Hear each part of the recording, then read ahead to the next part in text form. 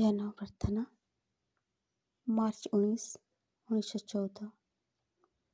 हे प्रभु, हे शाश्वत गुरु, तते कौनसी नाम देई हुए नहीं, तते कौनसी प्रकारे धारणा करी हुए नहीं, तथापि प्रति मुहूर्त्तरे आमे तते अधिकरू अधिकतर उपलब्धि करबाकू चाहूँ।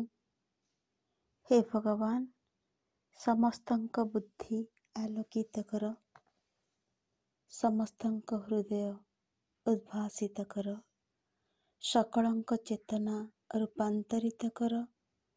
प्रत्येक ही तोर यथार्थ जीवन रे जागरित हुअन्तु।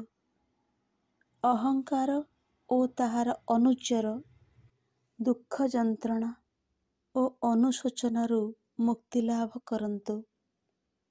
सकल शांति ओ सुखर उच्च तोर दिव्य ओ पवित्र प्रेमरे सेमाने आश्रय ग्रहण करन्तु।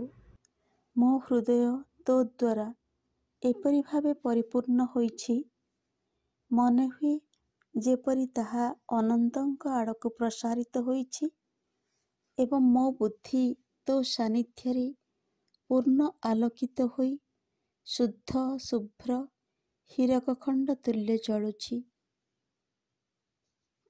तू ही अनुपम जादूकर, तू सकल वस्तु को रूपांतरित करू। कुच्छित मध्यरु सौंदर्य, अंधकार मध्यरु आलोक, पंक मध्यरु निर्मल विशुद्ध जल, अज्ञानता मध्यरु ज्ञान एवं अहंकार मध्यरु मैत्री बाहर करी आनी पारू। तो मध्यरे तो द्वारा एवं तो सकाशे आमे माने बंची रहीछु एवं तोर विधान ही आम मानको जीवनर परम नियंता। हे भगवान, तोहरी इच्छा सर्वत्र पूर्ण हेउ। समग्र पृथ्वी उपरे तोर शांति राजत्व करू।